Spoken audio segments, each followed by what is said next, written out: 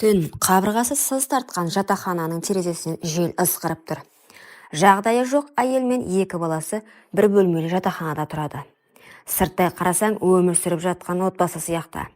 Бірақ бұл бөлмеде ұйқы да, тыныштық та, адамдық та қалмаған еді. Балаларының бірі ұл, жасы 10-нан енді асқан, қарындасы 8-де. Төсекке ерте жатады. Жатады деген аты ғана, шын мәнінде көрпеге бүркеніп, түннің басталуын қорқып күтеді. Анасы арақтың иісі сіңіп кеткен көйлекпен бір еркекке есік ашты. Кір, бүгін тек өзіміз дейді сыбырлап. Еркек болса үйреншікті адамдай аяқ киімін шешпестен дастарханға отыра кетті. Балаларың ұйықтап қалды ма? Қазір дейді анасы. Ол балаларға жақындап. Тез ұйықтаңдар, бүгін мазам жоқ деп ашулана сөйлейді. Қыздың көзі мөлтілдеп кетті. Ұлы үнсіз ғана қарындасын құшақтап, құлағыңды жап, ештеңе естіме дейді. Сол түні төсектің сықыры мен анасының ыңырсыған даусы бөлмені толтырып кетті. Балалар көрпеге бүркеніп алған, бірақ көрпе естімейтін етіп жапқанмен жүрек бәрін сезеді.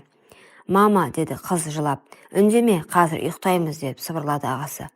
Келесі күні анасы жайбарақат шай ішіп отыр. Кешегі еркек әлі ұйықтап жатыр. Мама, мектепке бармаймыз ба, дейді ұлы. Барасыңдар, бірақ бұрын екеуің бір-біріңді тыңдаңдар. Тәртіп керек. Кеше не болды, деді қызы.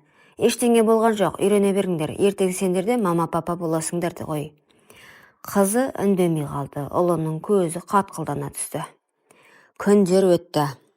Әр түн бір азап. Әр таң ұмытқан түрмен ояну.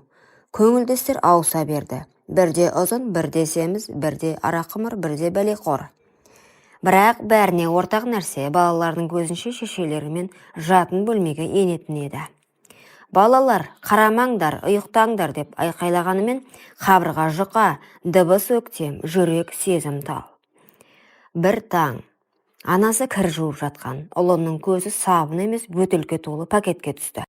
Анасы күнде кешке келіп, түнде басқа адамға айналатын. Кейде жылап, кейде күліп, кейде боқтап, кейде ыңырсып. Балалардың әкесі жоқ. Сұрай қалсаң шешелері бір жауапты қайталай беретін.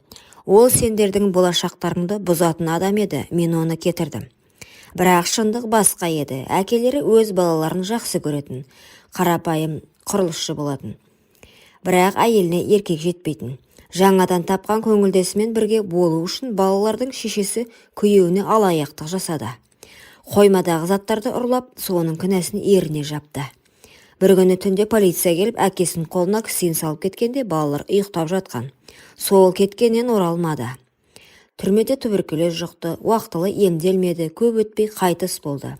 Шешесі бұл жаңалықты бір күн кештіріп айтты. Әкелерің өлді, бірі ішіп жүріп ауырып қалған. Сол, бітті, енді біз еркінбіз. Балалар үнсіз қалған.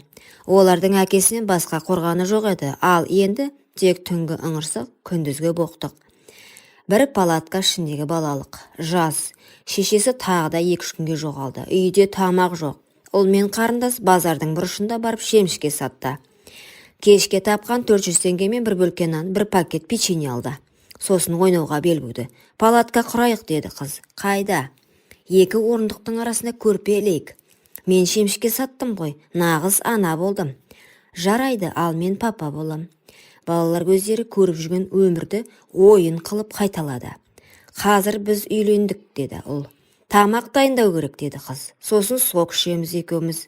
Олар 2 пластик стақанды соғыстырып, тост, махаббат үшін. Сол түні көрпенің астында ұл қарындасына қарап. Мама мен әлгілер секілді жасасақ па? Ол не? Көргенің ғой деп сыбырлады. Ят емес пе? Олар күнде істейді, мама өзі үйретіп жатыр ғой. Қыз үндемеді, бұрылып жатты, бірақ бір нәрсе басталып қойған еді. Қарапайым адамға ойын, бірақ бұл балалар үшін тағдыр еді. Күнде түнгі дыбыстарды тыңдап өскен бала өскенде не көреді, не істейді? Жақсылық көрмеген жүрек мейірімді қайдан білсін? Ойын жалғаса берді. Палатка ішіндегі құшақтасу, сүю. Анам мен әлгі кісідей болайық деген еліктеу. Бара-бара дене жақындасуына айналды. Ұят деген ұғым өшкен, үлгі тек шешелері. Жетек естіп өскен ыңырсақ. Бір күні қыз үнсіз қалды. Жыламады, күлім дегенде сөз жоқ. Ағасына қарап, осы біз не істеп жүрміз? Біз мама папа сияқтымыз ғой, ал біз бауырымыз. Мамам айтқан, ертең бәріміз сондай боламыз деген. Осылайша таң атқан. Балалардың тағдыры баяғы сол күйінде қалды. Шешесі кезекті көңілдесімен үйге кірді. Ізінен тағы бір еркек кірді. Бұл кім? Бұл менің ескі танысым, ал мынау ол жаңасы. Сендер бір-біріңмен жақсы тіл табысасыңдар ғой. Екі еркек, екі жау. Әйелдің бір түні екіге жетпек болды. Ал еркектер арақ ішіп, кейін төсекке таласты. Талас жанжалға, жанжал төбелеске, төбелес қанға айналды. Кішкене қыз терезеден қарап тұрып, аға, анау суық қаруын алды ғой, деді сыбырлап. Ол жүгіріп шықса, қап-қара қанға боялған кісі шалқасынан құлап жатты. Ал шешесі еркекпен төсекте жатып темекі шегіп отырды. Не қарап тұрсыңдар, кіріңдер үйге, деді әйел ашулана. Айлар өтті. Қарындасы тамаққа жерік. Іші де домаланып қалған. Көршілер күбірлей бастады. Қыздың іші неге үлкен? Ол не, жүкті ме, әкесі кім? Мектеп мұғалімдері тексеріс бастады. Қыз үндемеді.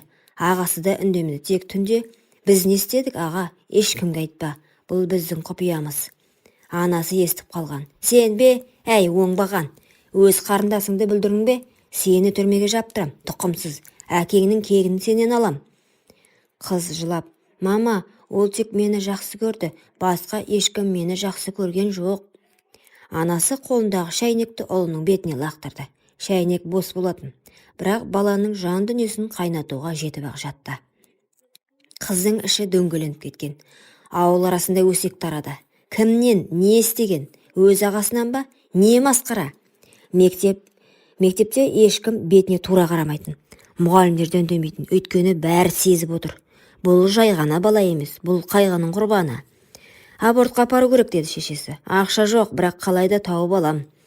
Ол күнді әртүрлі еркекпен жолығып жүрді. Бірінен 5.000, бірінен 3.000, түнгі сағат 12-де үйге келіп киімін лақтырып. Сендерге тамақ емес, өлгеннің тірісін тірілтетін ақша тауып жүрмін, деп айқайлайтын. Анасының көзі қанталап, даусы шықпай қалатын кездері көбейді. Ашулы, ішімдік сіңген, бірақ шаршаған әйел күнде өзімен өзі ұрсып жүретін. Ақыры жүктілік уақыты өтіп кетті. Аборт жасауға кеш болды. Дәрігер қарап, қызыңыз босанады, бірақ баланың жағдайы ауыр болады, деді. Қыз тек басын изеді, бірақ іші қанжылап тұрды. Босанатын ол, ал ұялатыны бүкіл ауыл. Сол күнде келді. Ауру сәбидің шері. Қанға боялған босану палатасында жас қыздың жанайқай шықты. Кішкентай ғана аурухана терезесінде түн ортасында нәрестенің әлсіз жылаған даусы естілді. Бірақ балада жүрек кемістігі бар, өкінішке қарай ұзақ өмір сүрмейді. Қыз баласын бір рет қана құшағына алды. Қарады. Көздері туа салысымен жұмылып бара жатты. Мама, мен баламды жақсы көрдім, бірақ ол маған кешірім айтып кеткендей болды. Бала 4 күннен кейін шетінеп кетті. Оны жатақхананың артында бейітке ешкім айтпай көміп тастады. Халық үнсіз қалған жоқ. Өз бауырынан бала тудырған қыз екен, ағасы қарындасын бұзған екен. Бұл отбасы лағнетке ұшыраған деген сөздер көбейді. Мектептен қуылды, тұрмыстан қуылды, ауылдан. Екеуі бір-біріне жабысып қаңғып жүрді. Кейде тамақ таппай аш жатты. Кейде біреудің үйінің алдында шемішке сатып, тиын тебені су сатып ішті. Анасы бір күнде үйде құлап түсті. Жатыры жарылып кеткен. Көңілдестер ауыстырып жүрген денесі енді бұзылып жатты. Мен кім болдым? Мына өмірге не қалдырдым? Қызым, кешір, ұлым, кешір. Жедел жәрдем шақырылмады. Көршілер бұрылып та қараған жоқ. Ол жалғыз қайтыс болды. Ұрпағымды құрттың. Сол көрші ауылда сәбиге зар болған келін тұратын. Кейде Алла тағала шын сәби сүйгісі келгендерге бермей, тентіреп жүретіндерге береді. Баға алмасын деп береді екен. Ал сіз оған не дейсіз? Құрметті оқырман, айта отырыңыз. Бірі қуғын көрген ағалы қарындас, екінші тұйық мінезді момын келін. Бұл келін жетім, ата-анасынан ерте айырылған, тек күйеуі мен енесі ғана бар. Бірақ ол келін бедеу, Жыл өтсе де бала көтермеді. Не болды саған? Баламның өмірін қорғылып отырсың. Көтің бітеу болғасын дөрекі деп енесі салып қалатын. Осы сөзді күнде естейтін. Күйеуі үндемейтін, бірақ түнде басқа елдің чаттарын оқитын. Бір күні енесі, бала таппайсың ба? Ондай әйел не керек? Қатын деген құрсақ, бала, ұрпақ. Келін үнсіз қалатын. Жанарында от та жоқ, үміт те жоқ. Ауылдың бір шетіндегі саман үйдің алдынан жалаң аяқ бала жүгіріп өтті. Апа, қарындас ағасынан бала көтеріп, бала шетінеп кетіпті дейді ғой. Бүкіл ауыл дүрсіл күндіріп жайтты, сүйінші сұрағандай болып. Ауыл бір сәтте абыр-сабыр болып кетті. Жұрттың аузында тек бір сөз: қара бет. Ауылдан қуайық, бұл біздің топыраққа дақ. Мұндай бұзықтарды көрген соң балаларымыз не болады, деді. Ешкім бір ауыз жұбату айтқан жоқ. Ағасы шелекке нан, бір бөтелке су алып шығып кетті. Арттарынан ит қыңсыла берді. Қыз жүріп келе жатып тоқтады, ағасына қарап. Аға, мен жындана бастадым ба? Менің балам өлген жоқ қой, дейтін. Ағасы көзін тайдырып: сен еш кінәлі емессің. Бәрі бізді тастап кеткен күні басталды. Қыз жылап тұрып: Құдай неге бізді мүлдем ұмытып кетті? Аспаннан алғашқы жаңбыр тамшысы тамды. Бірақ ол бұл адамдардың көз жасынан салмақсыз еді. Қаланың шетінде бір қираған аялдама бар. Жанында шіріген қорап, астында жыртық көрпе, жүгері салынған қалта мен сәби кейпіндегі қуыршақ. Ағасы күндік жұмысқа кеткен, құрылыс қалдығын жинайды. Қыз қуыршаққа қарап: тірісің бе? Не үшін келдің мына жарық дүниеге, деп жылайды. Ол жермен сөйлесіп, қуыршақпен ұйықтауға жатып қалды. Бірнеше күн белгісіз қабірдің басына барып кетпеді. Тілі күрмеле бастады, күлсе жылайды, жылынса ән айтады. Көздері шарасынан шығып бір нүктеге қадалып тұратын болды. Содан бастап естен айрылғалы белгілі болды. Ол қала шетіндегі бос ғимаратқа кіріп, бір қуыршақ тауып алды да: міне балам, аман, күліп отыр, деп жұрттан жасырып өсіре бастады. Ұл жұмыс таба алмай, ұяттан қайда барарын білмей, бір күні жұмысшылар жатақханасынан қуылды. Қаланың темір жол бекетінде қаңғып жүргенде бір әйел оған нан беріп еді. Ол жылап жіберді: сен бірінші адамсың маған адамша қараған. Киімі жыртық, аяқ киімі жоқ, шашы кір, даусы сыбыр. Ол бомж болып кетті. Көше тазалайды, қоқыстан нан іздейді, кейде өзі де түсінбейтін сөздер айтып, өз-өзімен сөйлесіп кетеді. Бір қайырымды әйел журналистке айтып отыр: ол ешқашан жаман болған жоқ. Жетім өсті, анасы маскүнем еді, әкесі түрмеде қайтыс болды. Балалықтары болмаған адамдар қалай дұрыс адам болып өседі? Қызын да кінәлай алмайсың, ұлын да. Кінә бізде, қоғамда, көре тұрып үнсіз қалған бізде де. Қыз тым қатты еді, жел ысқырып темірді де тілгілегейтіндей. Қар көшелерге төсек салып тастағандай қалың. Ол бұрын бір қыз үшін бәрін қиған ұл, бүгінде ешкімнің есінде жоқ бір көлеңке. Қалдық нан болса бересіз бе, деді. Кассир әйел ернін жиырып: бомждарға тегін тамақ берілмейді, деді. Сол түні қаланың шет жағында қаңыраған аялдамада жыртық пальтосына оранып, қолын денесіне басып, көзімен аспанға қарап жата берді. Жанынан өтіп бара жатқан адамдар байқамады. Тек бір ит қасына барып мұрнын иіскеп тұрды, қыңсылап кейін шегінді. Таңертең бір әйел аялдамаға келіп есікке қараса: мынау тірі ме? Деді де жүгіріп полиция шақырды. Полиция келді, жедел жәрдем келді, халық жиналды. Бірақ ол әлде қашан қатып қалған еді. Ол өлгенде ғана әйелдер жылап бастады. Байғұс бала, кішкентай кезінде тәп-тәтті еді ғой. Бұлай қиналып өмір сүргенін білсем, бір табаннан апарып беруші едім ғой. Сол баяғы қарындасы үшін бәрін құрбан еткен бала ғой бұл. Шешесін кінәлайық, бәріне сол кінәлі.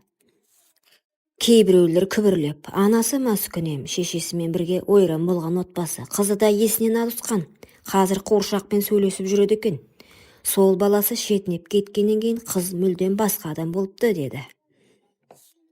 Ол қарапайым, ешкімге керексіз бір шұңқырға жерленді. Туысы жоқ, ел танымайды. Қолында беймәлім мәйіт деп жазылған бір қағаз берілді. Тек бір мейірімді әйел соңынан барып, бір шоқ гүлді қойды да күбірледі. Кешір, біз тым кеш көрдік. Сен тірі күткен мейірімді, біз сен өлген соң ғана бере алдық. Сол түні қарындасы түсіне көрінді. Ол қуыршағын құшағына алып, түнде жылап жатты. Түсінде ағасы келіп, мен енді ауырмаймын, тоңбаймын, анамды көрдім деді. Қыз көзін ашқанда, аға, кетпеші деді, бірақ жауап болмады. Қыз бір түні қуыршағын құшақтап ұйықтап жатты. Қасында ешкім жоқ, жанында бір тілім нан, кеудесінде ағасының ескі суреті. Ертесі таңертең оны орнынан тұрғыза алмады. Жүрегі тоқтап қалған еді. Қуыршақты құшақтап, жүзінде жеңіл күлкі, көзі көкке қадалған күйде. Соңғы сөз: қоғам кейде кеш көреді, кейде үнсіз қалады, кейде көре тұра көрмеген болады, ал тағдыр үндемейді, тек ащы шындықпен сөйлейді. Құрметті оқырман, өмірден алынған шынайы оқиғаларды тыңдағыңыз келсе, менің арнама тіркеліп, лайк, комментарий жазып қолдап кетіңіздер. Сабақ болар әңгіме.